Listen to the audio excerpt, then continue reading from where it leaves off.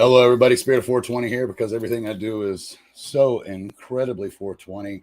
And if anybody ever wonders what that means, that just means I live my entire life by the way of the cannabis plant, both spiritually, physically, I should say, not both, but in all regards spiritually, physically, mentally, all of it, right? Emotionally, all of them. Anyway, I hope everybody's doing well. With this new setup, I've now put it over here where I can look at the same screen that my camera's based out of, but I get weak ass Wi-Fi signal, so I don't know if I'm gonna keep this. I don't know. We'll see. Anyway, I just want to give a quick shout out to everybody who has been keeping up with my life. I appreciate it. King Lucky, I appreciate the fact that you're out there. I know you've been working a lot, man, and we'll catch up soon. And there's that guy from New Zealand. What's up, NZ? How you doing, man? All is well, sir. And I'm getting ready to tell everybody all about it. We can start off with the fact that I am. So it's, I think, right about now is exactly 24 hours without a cigarette, which is the longest I've been in a really long time. Excuse me for slurping. Even when there was a time where I got down to like one or two cigarettes a day, and that was it. But even then, obviously, that was one or two a day, and I was still, what's the word? Smoking, right? Hey, what's up, Bob? How you doing, man? Good to see you, scientist. I am doing well. I was kind of going through some of that now. So, and what I mean by that is giving everybody updates. Number one, it is exactly pretty much 24 hours since my last cigarette. And that is a little nerve-wracking, but at the same time, anytime I want to smoke or anything like that, I just grab a paper like I'm about to do right now and just roll a cone, pack a cone, and call it a cigarette. A funny cigarette, right? Yeah, this is my, just so you know, I tried to click on it. Yep. I was quit. And I'm going to go into that story. So, Bob, that's fucking badass. So I'll just tell the quick story. The last time I had been quit, I met my wife while I was quit. So when I was quit, I was quit in 07. I think it was around 05, honestly, maybe late 04 or 05. And I was quit and done with it until February of 2011.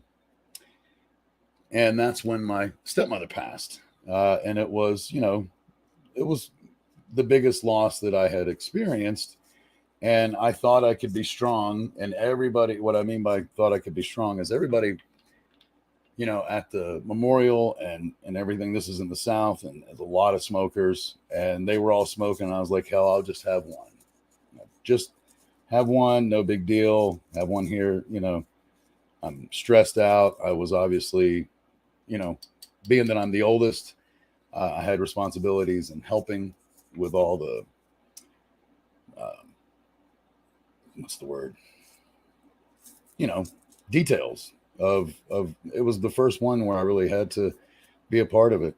And what's funny is at the time, my wife and I had been married. We got married in April, so not quite a year that we had been married, right? And on a side note, we had been trying to get pregnant.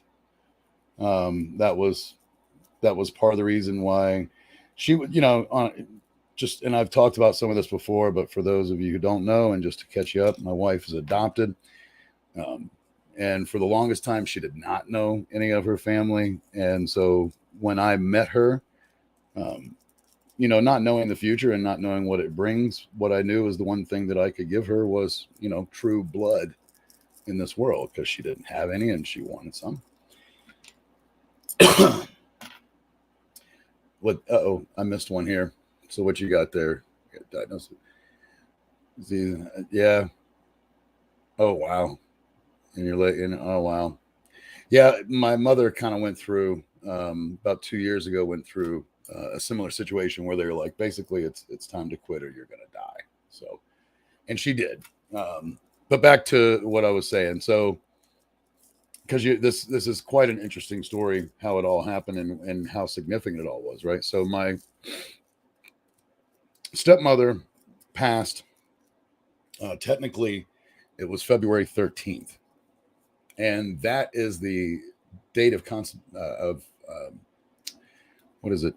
Well, let's just say that was the date that I created my third son, because that night, out of not pity, but it was, and if anybody understands this, I hope that some of you do, because some people don't get it, but it was a grief fuck. It was nothing more than for my wife to fuck me and take my mind out of the fact that I just lost my mom. We were not trying to have a baby, but because we were in that mode, then obviously we were used to ending it a certain way, a happier ending, let's just say, right? So that's how we know that it was, because we knew you keep up with these things, and that's when it was. So the same day that I lost my mother, that I lost my stepmother, is the day that I created my third son. So the balance continues to show itself. I don't know how many of y'all have heard the story, but when my twins were born, I lost both grandmothers almost immediately, one right before and one right after. So, I continue to see the balance, the loss, and the gain, at least in my life.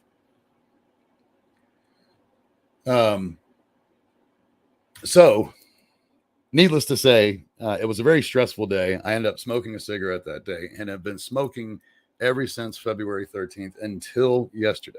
Yesterday was the last cigarette I had, and I'm not buying anymore. I don't care how much of a dick I become.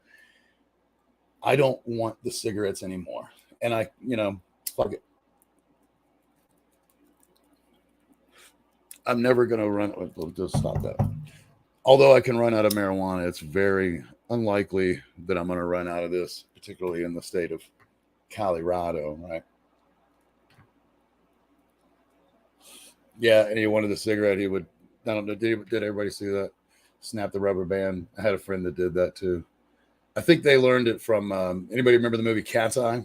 Stephen King's Cat's Eye? Yeah, why don't you quit smoking like that? Yeah, I am, hey man, I know, I appreciate it. Thank you so much. I don't know that I have so much to share, but I try to, Bob. I try to, be maybe a little funny, a little inspiring, a little loving, try to be a little bit all of it. Someone, I was talking to someone today and I was like, I really don't have a specific plan for the show. I consider it a variety show where hopefully no two seasons are the same, yet there's a certain trend of the spirit of 420 throughout it.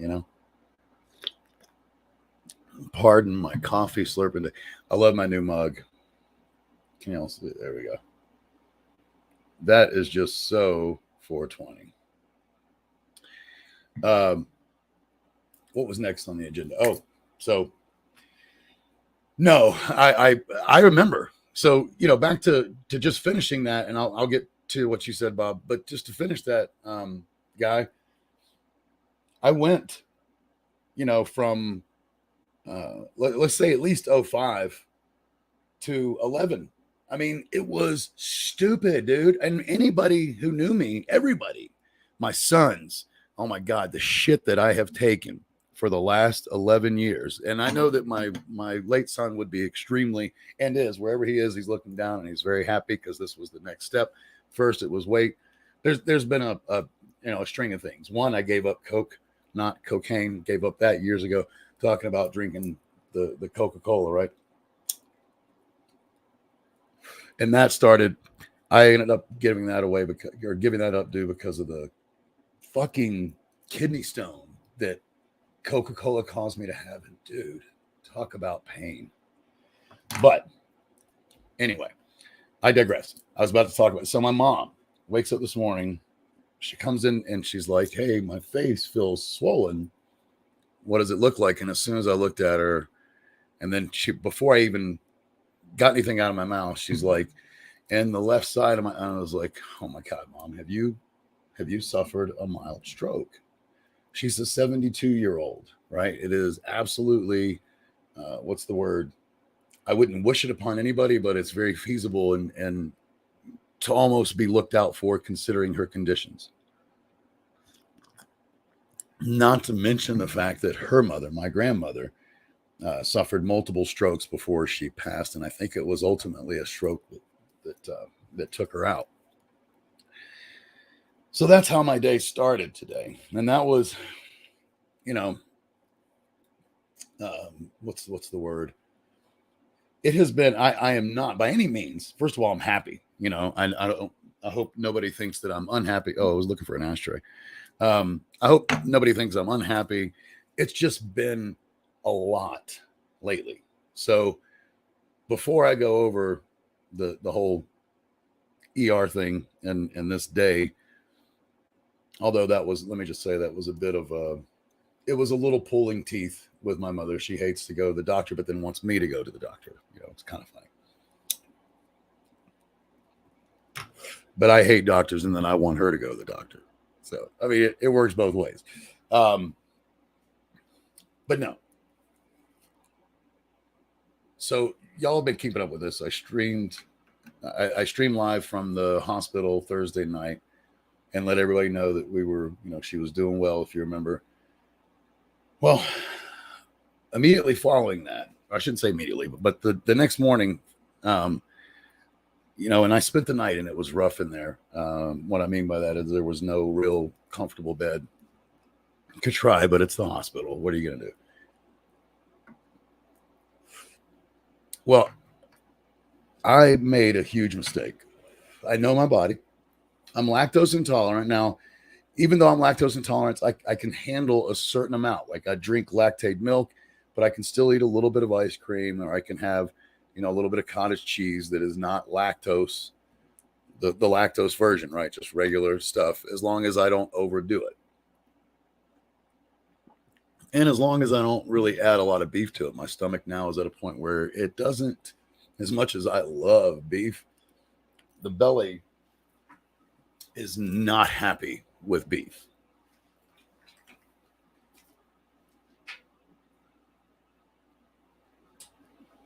Just turn up the AC because it's getting toasty in here. So I'm at a point where my body just does not really care for beef. Again, if I do it in small doses, then I can handle it, and I don't have it's not so bad. But I do stupid things when I'm stressed out. I don't know if anybody, shares this narrative in their life. And what I mean by that is, exactly what you need to do and what you shouldn't do and what you should do. But when you're stressed out, you just kind of say, fuck it. Right. And you don't think about the consequences. Like, even though you normally think about these consequences, all of a sudden, when they matter most, you just kind of throw them out the door. I don't know if anybody else shares that narrative, but I'll give you for instance. So I just gave you kind of the backstory, right? So on the day of surgery, the first thing I went and got was a Firehouse sub beef brisket and cheddar. Now, first of all, I'm just going to tell you, it was fucking delicious. But I would not do it again. Okay. Later that, I know, Bob, I see it. So I'll just show, if y'all haven't seen it. Bob says, yeah, he's the same way. It's almost like a punishment. And what I mean by that is if I do this, I think subconsciously I know if I do these things, then I'm going to take the attention off of where it needs to be. And all of a sudden it's focused on me. It's kind of a selfish thing if you think about it subconsciously, at least in my opinion, for me. So what do I have later on in the day? Because I don't get to see my wife right away. I have to, if y'all remember, there was times where I could see her and times where I couldn't, right? So I go out and I go to Jersey Mike's and get a Philly steak and cheese. Like some of the worst fucking beef that you can possibly eat is steak and cheese beef. And everybody here probably knows that. So I woke up Friday morning, and I'm just going to be very blunt. I took a shit at 9:30, and then and it might have been earlier, but after that I was in immense pain until after 4:30. When I say immense pain, I was praying for death. My wife ended up getting me sent down. I'm not kidding. I was like, I want to die. I want to. It was so fucking bad. And I didn't do anything else. I didn't. Now I did. I puked, but it wasn't puke. I puked just literally like foam and stomach bile. I don't think I've ever done that before. And it was only because I think my body just made something happen, and that's what was in my stomach. But I was in such. I was praying for death. My wife made me go, or had me taken to the ER, I should say, because I couldn't walk anywhere. Right. In the ER, they ended up hooking IVs up to me. Now I got a little frustrated because after all that had happened, and see, I know myself. I've always, since I was 5, doctors have known that stress comes out in my belly, right? That's just, it's yeah, I might have that, by the way. It's a very good possibility. But either way, my entire, and Crohn's disease is what I'm talking about. To Guy, it's very possible, and I'm avoiding the doctor because I don't want to know. I know that's who I am. I just told you. I fucking tell my mom to go to the doctor. I just told you this, so don't think that I was just saying it to say it. It's the fucking truth. I don't go to the doctor. I'd rather not know what's going on with me and just die. But again, because I don't want the 150 fucking pills that end up ensuing after you start going to the doctor at 51 years old. Sorry, I just. But aside from that, where was I? So they ended up hooking me to IVs, gave me pain meds. They tried to tell me that this was from chronic marijuana use. I literally laughed at the guy. I was like, we're in Colorado. Do you really think that I'm bellowed over because I smoke a bunch of weed? It's like, this just, I mean, it didn't even make sense. Like, there would be an onset of it. There would have been early warnings. If it was weed, like, I would have started having problems, in a more mild type situation. This was straight up, I ate poorly. I ate late. I ate meat. I ate cheese. I ate a lot of it. And my system literally kicked the fucking shit out of me. Hey, I appreciate it. Vital skills. Just so you know, I see it down there. Right? I know that's exactly what I felt, Bob. I'm like, what the fuck are you talking about? Chronic marijuana use, you dumb.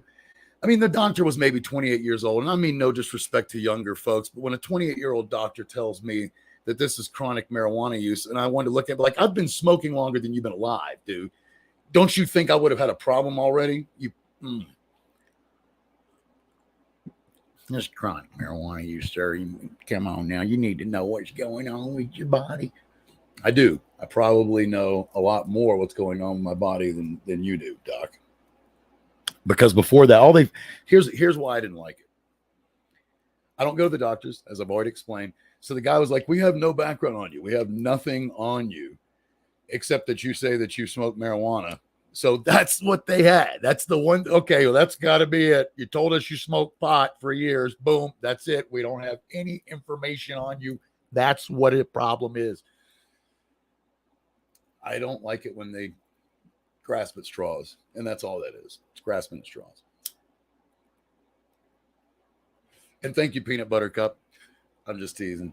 Thank you, Buttercup. I am feeling better, but you got to wait and hear the rest of it. So, remarkably enough, I started to feel better because my wife was supposed to be discharged at like 11 or 12. And I told you I was in this immense pain. This was Friday. She was supposed to be discharged. And I'm now in the ER and was down there until at least 4 or 4:30. And they put me on some kind of, some different pain reliefs. So I went down, or I went back up to my wife. I still don't know how I did it, but I loaded up the car and we had a ton of fucking shit. It was so heavy and it was so stupid because I had plans. Other than me being sick, I was going to catch up with some work. So I brought my computers, I brought my new drone, I was going to get everything updated, blah, blah, blah. Didn't get to any of that shit. It just was it was just weights. But I don't know what I was running on because I had no energy. I had been in pain, bellowing in pain all morning. By the way, there was one other lady. I'll just say this. While I was in the ER waiting room and in my own pain world, there was one other lady that reminded me. I don't know if any of y'all have ever seen the movie Alive. And after right at the beginning, the Alive is the one where they crash in the mountains of Chile, right? And the first night, there's this woman whose leg is trapped in the thing, and she's just praying for death, right? She's like, just kill me, kill me. That was literally happening to me. I wasn't saying kill me. I was saying, please let me die. But that was the same. There was another lady there just like, I want to die. I just want to die. I don't care if anybody thinks that we're exaggerating when you're in that place. If somebody is saying that, they are in some of the worst pain that they've ever imagined, that they've ever had, and they can't get out of it. And that's when you would rather die than to just keep feeling that pain. Doesn't mean I don't want to live, but in that moment, death it was welcomed. Let's just put it that way. And I get it for that lady too. So I don't know how I did, but I packed up the shit.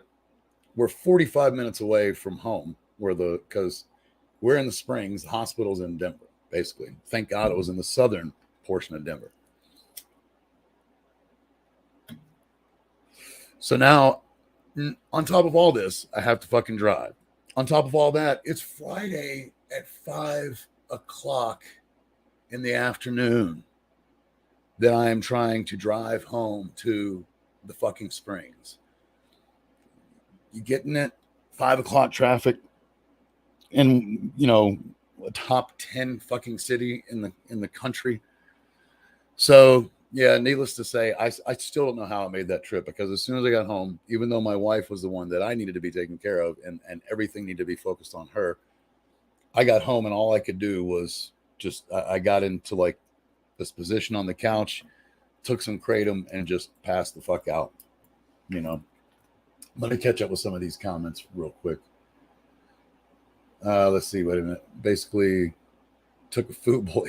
Oh yeah, dude. It was totally. It's exactly what I said. And not to mention, if and not to sound rude, but the doctors don't pay attention. If you're paying attention, since I was 5, stress of any kind has come out in painful, like ulcers in the belly, literally. Starting at 5. So it's also where stress happens. So what do I do in my most stressful moments? Eat fucking horribly, right? And then cause it to be all about me. And that's why I say, and dude, I literally on this one, just so y'all know, and I was very serious. Well, I'll save that in a minute because I gotta finish. Hey, thank you, King Tara. I appreciate it. Hope you stick around and watch the channel for a while. Wanted to be in the hospital. Yeah, exactly. There's much better ways of getting attention. I even told my wife, I was like, I'm really sorry, babe, because this is supposed to be about you, and now here I am being this total bitch.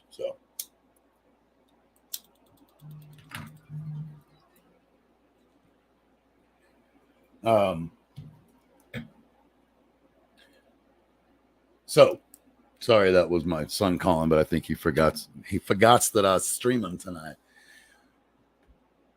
So anywho, we get back home Friday. I go to sleep.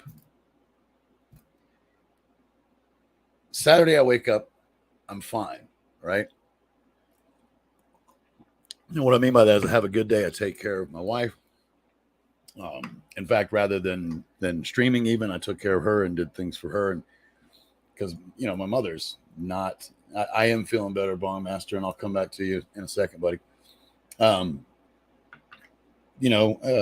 mother's 72, so she can help, but I'm really the one that it's all kind of falling on, right? Now, I will tell you this. I don't remember eating any beef on Saturday night. Oh, that's right. No, I take that back. Oh my God. This is how stupid I was. See, I didn't even remember it. I blocked it out. I had the great idea on Saturday night because my wife is hurting. I don't want my mom to have to worry about cooking. I'm like, we have leftover spaghetti. Now, don't get me wrong. I know what you're thinking. If she makes spaghetti on a regular, then you can eat. Yes, if I just eat a small bowl of spaghetti and my stomach hasn't done what it's done and I'm not stressed out, then I'll be okay, right? Because I'll eat some stuff in front of it. I'll eat some stuff behind it. And what I mean by that is things that kind of, mix with the beef to lower the beef content, right? The beef percentage, if you will. I didn't do that. The only thing I fucking had, I told you I was in immense pain all day Friday, and the only thing I had was around 7 o'clock or 6 o'clock, whatever the fuck it was. I ate a bowl of motherfucking spaghetti, beef fucking spaghetti. Now, this is what I meant, but I was going to tell you later. Sunday, I woke up, I took a shit at 10 o'clock, and then I was in immense fucking pain again. Again, the only difference is, thank the lucky stars in my world that my wife had been through surgery, so she let me have some of her oxycodone, whereas the hospital wouldn't even give me that. When I'm begging for death, the hospital won't give you oxycodone, because I might be a drug addict. So all I can tell you is, hold on, let me read this. Just John's. Hey, I appreciate it, man. Have a great evening, Bob. I will see you again soon. Don't worry, everybody. Bob's going to be back in season 5 with a new cooking episode, and that's all I'll tell you. Yeah. So I literally made a deal with God yesterday. I'm like, I promise, no more beef. I won't do it anymore. I will not do it. And I really think that I'm going to straight. And that really, that sucks because I love beef, quite honestly. Today's Memorial Day, and it was everything I could do not to grill up hot dogs. Instead, I ordered pizza because I knew that would, and with no beef, by the way. But yeah, it's, I know pizza won't upset my stomach. It's mostly bread. There's a little bit of cheese, but it's not enough cheese to bother me. I mean, and again, I know my stomach. So yeah, I'm probably going to have to give up beef. Now, it's funny that Bob left because the last thing that I wanted to talk about tonight, and hopefully Mong Master Rob is still here, 2 really, really good friends that have, how do you say it? I said it earlier, but when it matters most, your true friends show their colors. And just as much as people show their true colors and you realize they're not friends, right? People show their true colors when you need them most and show you who are your truest, who are your undeniable friends, because friends mean a ton. They really do. Anybody who says they don't, I love you too, man. I fucking do. I'm talking about you and you know it. I was coming around to it, but anybody who says friends don't fucking matter, they don't fucking have any. They don't have any because it's your friends when you're having a fucking shit moment or you're having a shit day that out of the blue send you a text message or send you a fucking message or call you or whatever, and in our social world, if you will, they'll like or retweet or comment on a fucking tweet and they just let you know that they're there, right? And I get tired of people saying they don't need friends because I was one of them. Don't get me wrong. There was a time in my life where I said I don't need friends. Subsequently, I have learned that there is nothing further from the truth. Which is why I said it. Friends mean everything. And think about this, if they didn't, we wouldn't make babies because you can say what you want, but your lover is your absolute BFF in life, right?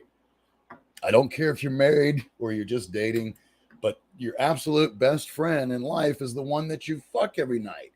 And if you're like me and you have a wife and then you have other boyfriends, the one that you spend every night with, that's the BFF. And I love the other two, but and they know it as much as I love them. I can take or leave them because they have their own lives. I have mine. We care for each other. They are good friends, but they're not my wife. And my only point in that is that even the most important person in your life is your friend, your brothers and sisters. You know why we always say you don't have to like them, you only have to love them? Because a lot of people don't like their brother or their sister. Like I don't like my sisters. They are not my friends. They are family. And I've done a whole episode about this, but blood is thicker than water, but sometimes blood is thin as shit and the water is the thick stuff. That's all I got to say. You want to come in? I don't have my headphones on, so I might have trouble hearing you. Hold on. Rob wants to come in, so let me get over to shit. Let me get to Twitter.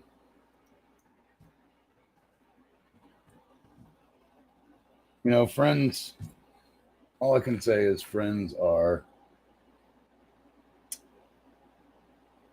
in my opinion, one of the most important. Oh, shit. I'm logged out of this. Hold on a minute, Rob.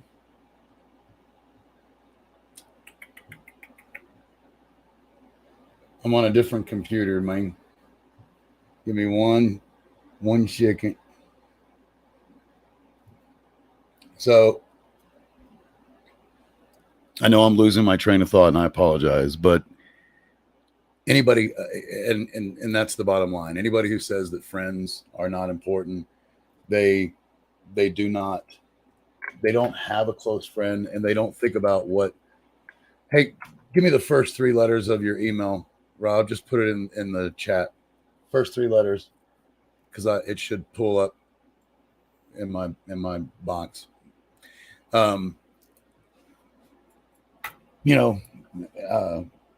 Just to catch up, there's times when family are not the real friends, and there's time where friends are more than family. We have that thing, blood is thicker than water, but what that really means is the ones that you call family, you'll do anything for. And some of those are blood and some of those are not.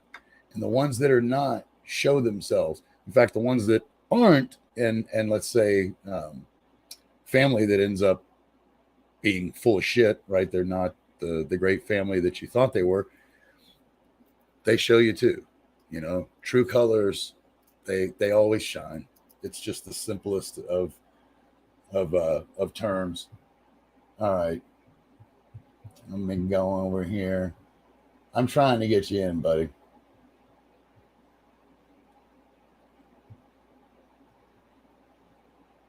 Trying to find the last time. Oh my god, dude. Stupid. When was you in last? There we go. All right. There it is.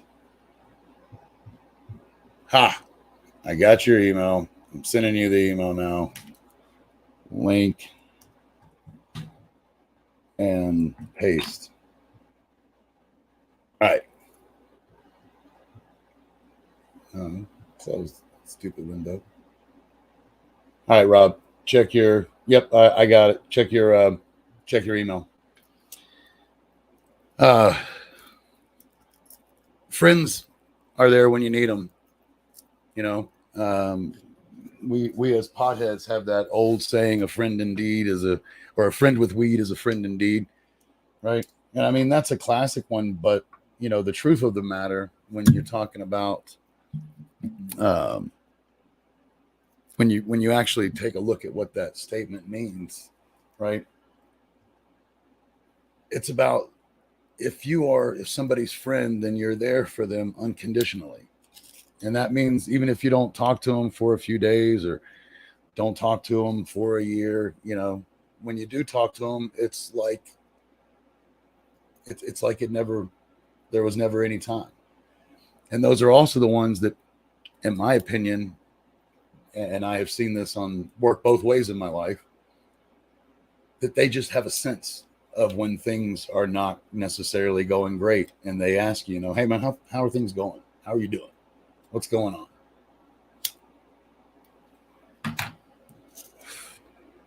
And I will tell you that, and I'll have them on many, many times again over the years. That's guaranteed for sure. But Rob and Bob, and there's some other ones too. Teratokes Jackson, he has shown himself to be a real friend. Lucky by all stretch, King Lucky.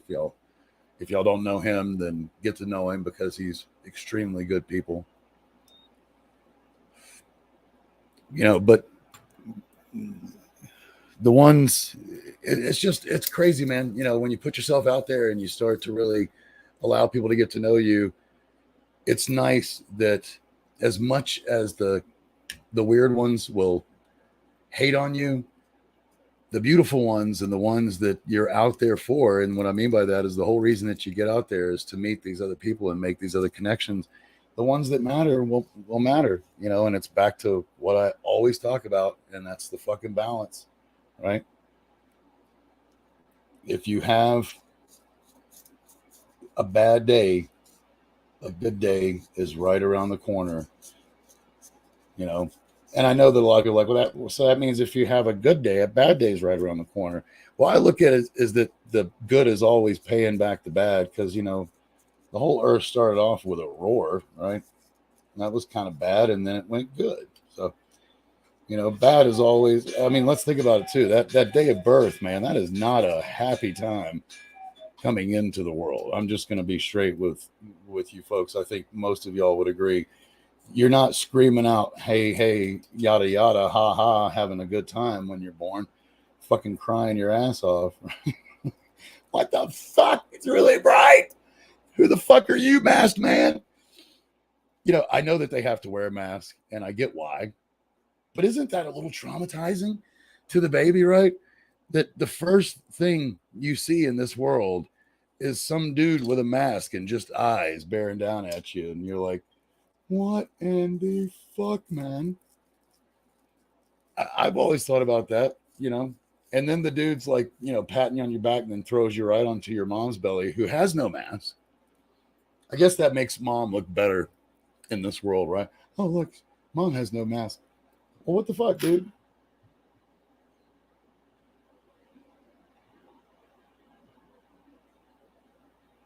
Hold on. Yep, I sent it. Check, dude. Check. I sent it from support at Spirit of 420, and I don't want to say yours out, but yep, it's there, dude. I know it. I have it. Check again, please. I don't know why it's not showing up. Can't paste comments for the same destinations. Yeah, no. Sorry, I'm reading something to myself. I apologize. It's time to get this other joint going. I can't stream much longer. I got to go and be with the folks. But it was important for me to get on here and say some thank yous and that stuff.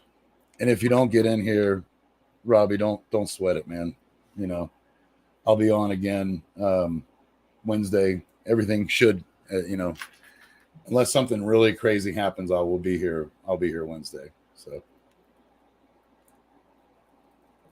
what I will say is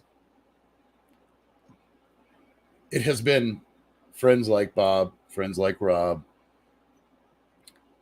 that over the last few days have really risen up to the top. And if I didn't mention your name and you said something, just know if you said anything to me and took the time to say anything, then you're one of those people because you've shown me that you care enough just to say, hey, glad things are working out. You know what I mean? Oh, hold on. Here's Rob. Dude, I don't know what's going on.